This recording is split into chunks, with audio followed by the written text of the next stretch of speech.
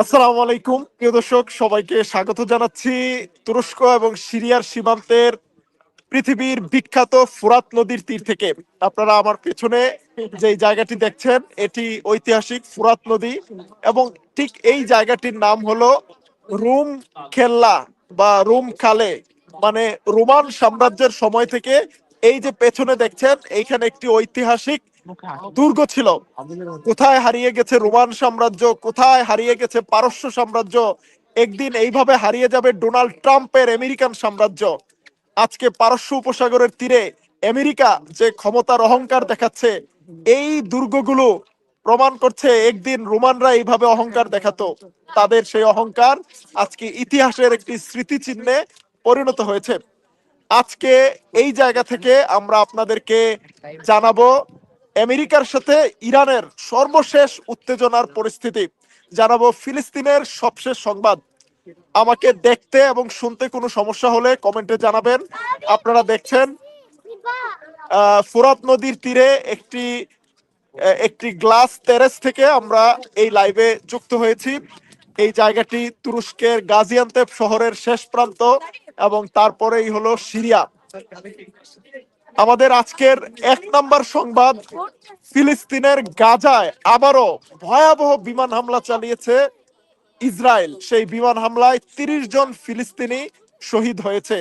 ফিলিস্তিনের মানুষেরা প্রচন্ড ঝড় বৃষ্টি এবং তুষারের মধ্যে গাজায় তাঁবুতে বাস করছে। সেই তাঁবুগুলোর মধ্যেও আজকে যুদ্ধবিরতি লঙ্ঘন করে বিমান হামলা চালানো হয়েছে। এই বিমান হামলার কারণে যারা নিহত হয়েছে তাদের ব্যাপারে হামাসের পক্ষ থেকে বলা হয়েছে এটা সুস্পষ্টত যুদ্ধবিরতির লঙ্ঘন এবং ইসরায়েল নেতানিয়াহু চাইছে এই মুহূর্তে যুদ্ধবিরতিকে নস্যাৎ করে দিতে, স্যাবোটাজ করতে। সে কারণেই তারা মূলত এইভাবে কোনো ধরনের অজুহাত ছাড়া তারা গাজার সাধারণ মানুষকে হত্যা করছে। আন্তর্জাতিক মহলকে এই যুদ্ধবিরতি লঙ্ঘনকে বন্ধ করার আহ্বান জানিয়েছে ফিলিস্তিনিরা।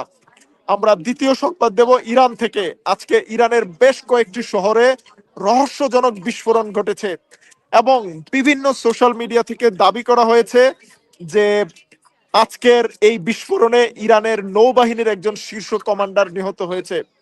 যদিও ইরানি সূত্রগুলো বলছে ইরানের কোনো নৌবাহিনীর কমান্ডার নিহত হয়নি এবং এই বিস্ফোরণ আসলে গ্যাসের লাইনের একটি বিস্ফোরণ। কিন্তু যখন আমেরিকার সাথে টান টান উত্তেজনা বিরাজ করছে, ঠিক সেই সময় এই বিস্ফোরণকে নিছক দুর্ঘটনা মনে করার কোনো কারণ নেই। বিষয়গুলো নিয়ে তদন্ত চলছে। ইরান এবং আমেরিকার মধ্যে যখন উত্তেজনা বিরাজ করছে এবং বিভিন্ন সূত্রগুলো বলছে আগামী এক সপ্তাহের মধ্যে ইরানে হামলা হতে পারে, এই অবস্থায় আজকে আমেরিকায় একটি বড় ধরনের ঘটনা ঘটেছে। সেই ঘটনা হলো আমেরিকায় অ্যাপস্টিন ফাইল নামক একটি সিক্রেট ফাইল ওপেন করা হয়েছে, যেখানে আমেরিকার পাশের একটি গোপন দ্বীপে একটি অ্যাপস্টাইন নামক একজন ব্যক্তি, যিনি মোসাদের এজেন্ট ছিলেন বলে অভিযোগ রয়েছে, তার তৈরি করা বিভিন্ন কেলেঙ্কারিমূলক ছবি এবং ভিডিও প্রচার করা হয়েছে। সবচেয়ে গুরুত্বপূর্ণ বিষয়, এই ছবির মধ্যে রয়েছে ডোনাল্ড ট্রাম্পের সাথে অনেক তরুণীদের খোলামেলা ছবি। আমেরিকার আইন মন্ত্রণালয় সেই ছবিগুলো প্রকাশ করেছে, কিছুক্ষণ পর তারা আবার সেটি মুছে দিয়েছে। কিন্তু বিখ্যাত জুলিয়ান অ্যাসাঞ্জের উইকিলিক্স এই ছবিগুলো ফাঁস করেছে। এর মাধ্যমে কি মেসেজ আছে, সেই মেসেজটি হলো একটি মহল ডোনাল্ড ট্রাম্পকে চাপ দিচ্ছে যে তুমি ইরানে হামলা চালাও, নতুবা তোমার ব্যক্তিগত জীবনের যত গোপন কেলেঙ্কারি আছে সবকিছু ফাঁস করে দেওয়া হবে। ঠিক যেভাবে বিল ক্লিন্টনকে মনিকা লিওনেস্কির কেলেঙ্কারির সাথে জড়িয়ে ফিলিস্তিন ইস্যুতে চাপ সৃষ্টি করা হয়েছিল, এইরকম একটি ঘটনা দেখা যাচ্ছে বিশ্ব রাজনীতিতে। ডোনাল্ড ট্রাম্পকে বাধ্য করতে চাইছে একটি মহল। সেই মহলটি হলো সেই মহলটি হলো এমন একটি মহল যারা এই বিশ্বের আন্তর্জাতিক রাজনীতি কন্ট্রোল করার চেষ্টা করে। প্রিয় দর্শক, আমরা ইরান এবং আমেরিকার উত্তেজনার সবশেষ পরিস্থিতি ফলো করছি। বড় ধরনের কোনো সংবাদ আসলে আপনারা তুর্কিপিডিয়া নিউজে, তুর্কিপিডিয়া টেলিগ্রাম চ্যানেলে পাবেন।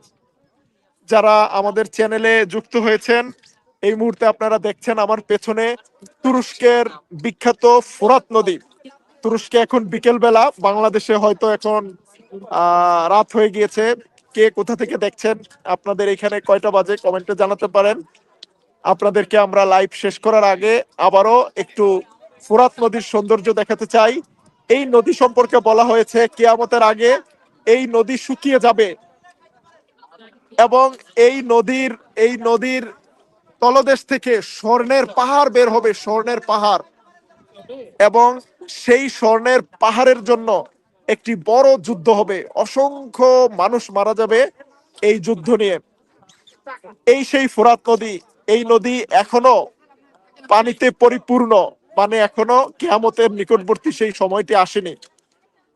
এবং আপনারা দেখতে পাচ্ছেন ফোরাত নদীর মাঝখানে একটি দ্বীপের মতো জায়গা, এই জায়গাটির নাম রোম কেল্লা বা রোমানদের দুর্গ।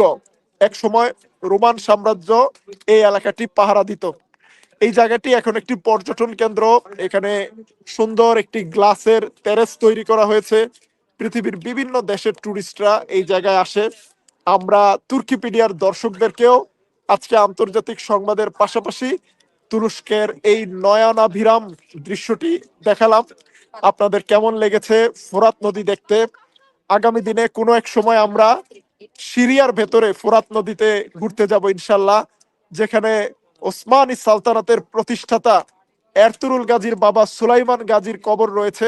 সেখানে আপনাদেরকে নিয়ে যাব এবং আলেপ্পো থেকে দামেস্ক পর্যন্ত আমরা সফরে যাব। সবাইকে শেষ বিকেলে তুরস্কের গাজিয়ান্তেপ শহর থেকে আবারও সালাম জানাচ্ছি। আল্লাহ হাফেজ, আসসালামু আলাইকুম।